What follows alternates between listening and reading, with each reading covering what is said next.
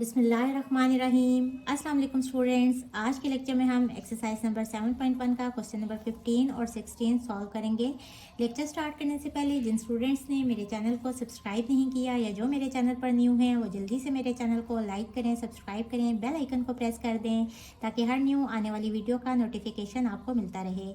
इसके अलावा अपने तमाम जानने वालों के साथ मेरे चैनल को शेयर ज़रूर कर दें। तो स्टार्ट करते हैं। क्वेश्चन नंबर 15 में भी हमें सीरीज़ गिवन है और हमने इसको प्रूव करना है by using the method of mathematical induction. First step होता है बेसिस स्टेप। इसमें हम n की वो वाली वैल्यू लेते हैं जहां से इंटीजर स्टार्ट हो रहे होते हैं। कंडीशन क्या है? For all n is greater than equals to 0। तो n की फर्स्ट वैल्यू कौन सी होगी?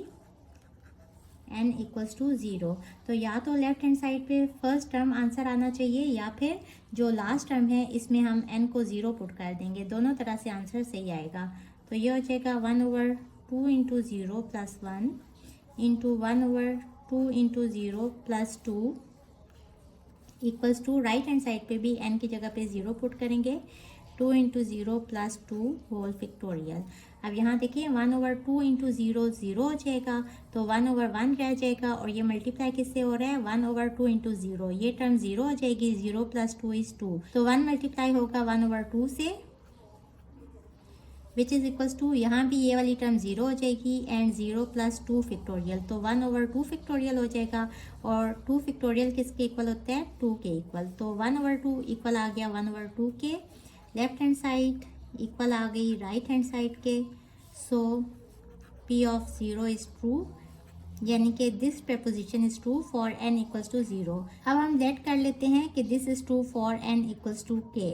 तो फिर ये वाली इक्वेशन क्या हो जाएगी? 1/1 into 1/2 into 1/3 into 1/4 1/5 into 1/6 up to so on 1/2k plus 1 into 1/2k plus 2 equals to 1/2k plus 2 factorial whole factorial. इसको इक्वेशन नंबर 1 कह लें। बिल्कुल उसी तरह जिस तरह के हम बाकी क्वेश्चंस में करते आए हैं। हम लिखेंगे now we have to show that it is true for n equals to k plus 1। तो ये वाली इक्वेशन क्या बन जाएगी? 1/1 into 1/2 1/3 into 1/4 1/5 into 1/6। Second last term kth term होगी ये वाली और लास्ट टर्म कौन सी होगी? k plus 1th term. और वो कैसे आएगी? क्वेश्चन में n की जगह पे k प्लस 1 पुट करेंगे। तो ये हो जाएगा 1/2 इंटू k प्लस 1 प्लस 1 ये वाला और इंटू 1/2 इंटू n की जगह पे k प्लस 1 और प्लस 2 और राइट हैंड साइड पे भी क्या हो जाएगा? 2 into k plus 1 plus 2 whole factorial. इसको इक्वेशन नंबर 2 कह लें। Use equation 1 in equation 2। अब अगर आप इक्वेशन 1 को देखें तो यहाँ से यहाँ तक ये सब इससे सेम है।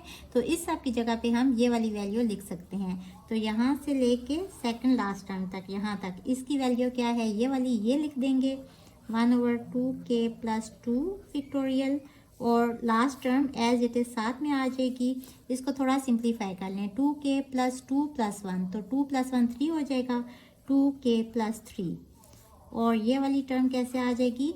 2k प्लस 2 और ये वाला 2 तो 2 प्लस 2 4 हो जाएगा। 2k प्लस 4 इक्वल हो जाएगा। राइट हैंड साइड पे भी इसको सिंप्लीफाई कर लें। 2k प्लस 2 और ये वाला प्लस 2 तो 2k प्लस 4 होल फैक्टोरियल।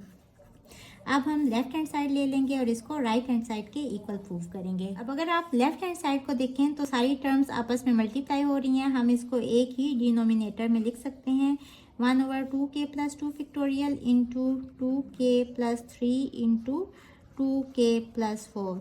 अब यहाँ आपके समझने वाली क्या चीज़ है, अब देखें सपोज है 7 फैक्टोरियल या 8 फैक्टोरियल, कोई भी टर्म आप ले लें।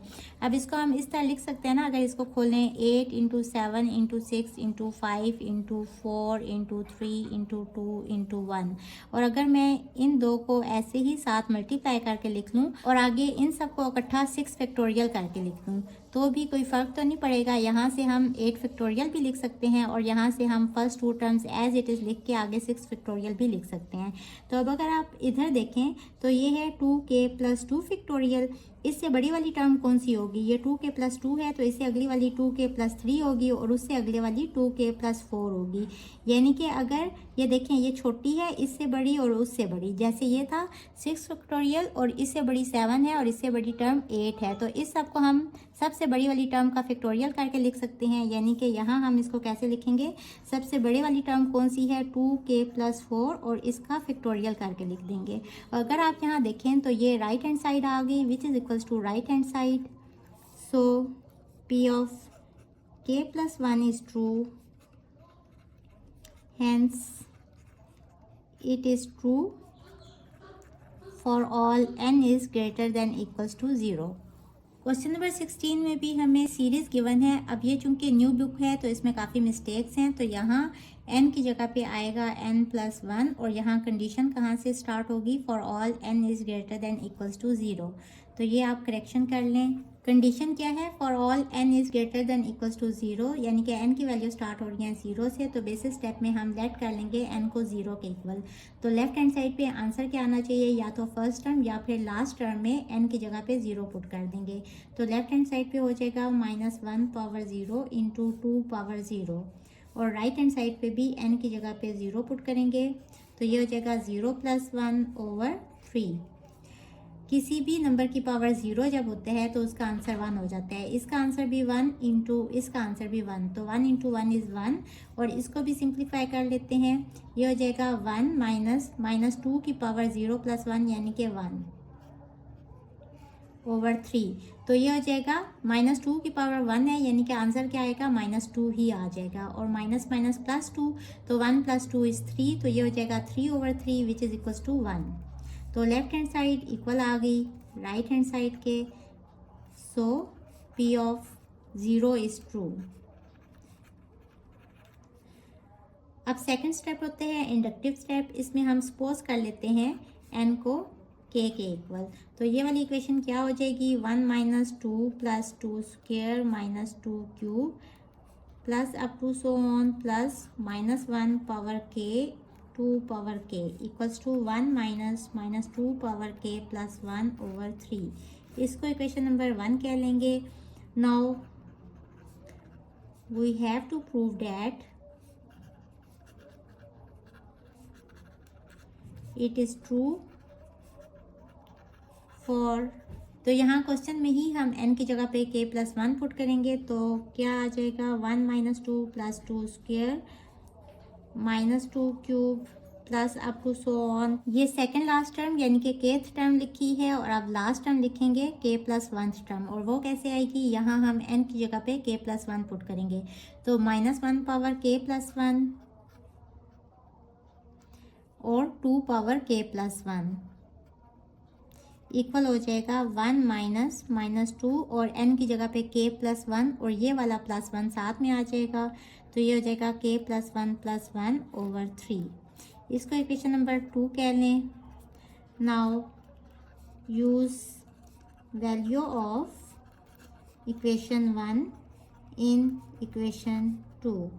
अगर आप इक्वेशन 1 को देखें तो ये वाली सारी सीरीज़ ये बिल्कुल सेम है, जैसे यहाँ से यहाँ तक है, यहाँ से लेके यहाँ तक, तो इस सब की जगह पे हम ये वैल्यू लगा सकते हैं 1 minus 2 power k plus 1 over 3, और last term as it is साथ में आ जाएगी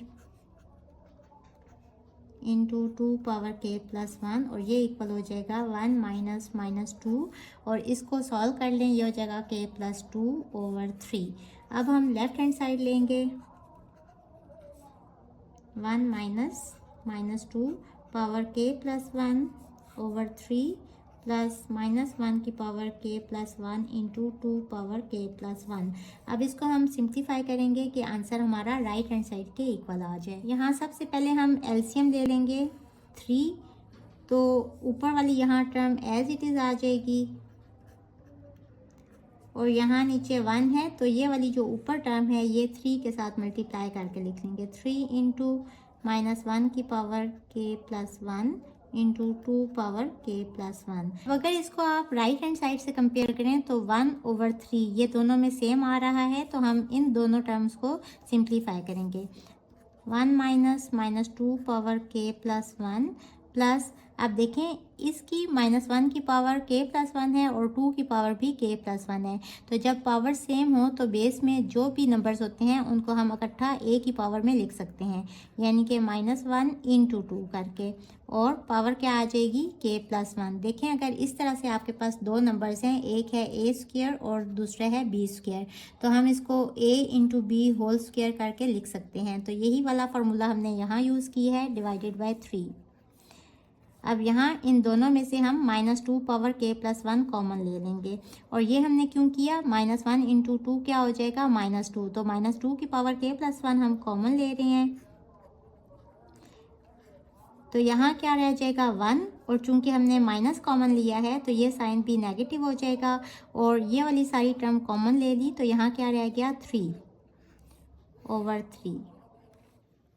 ये हो जाएगा 1 माइनस 2 पावर k प्लस 1, और यहाँ 1 माइनस 3 कितना हो जाएगा -2/3, और इसको हम लिख सकते हैं ना 1 माइनस, अब देखें यहाँ भी -2 है और यहाँ भी -2 है, इसकी पावर जब कुछ ना हो तो 1 होता है, और अब देखें बेस सेम है तो इनकी पावर्स ऐड हो सकती हैं, k प्लस 1 प्लस 1/3, ये इक्वल हो जाएगा 1 minus into -2 power k plus 2/3, which is equals to right hand side. So p of k plus 1 is true, hence it is true for all n is greater than equals to 0। Hopefully students आपको आज के lecture की समझ आ गई होगी। अगर आप मेरे चैनल पर नए हैं तो मेरी वीडियोस को लाइक करें, सब्सक्राइब करें, बेल आइकन को प्रेस कर दें। इसके साथ ही मुझे दें इजाज़त। अल्लाह हाफिज़।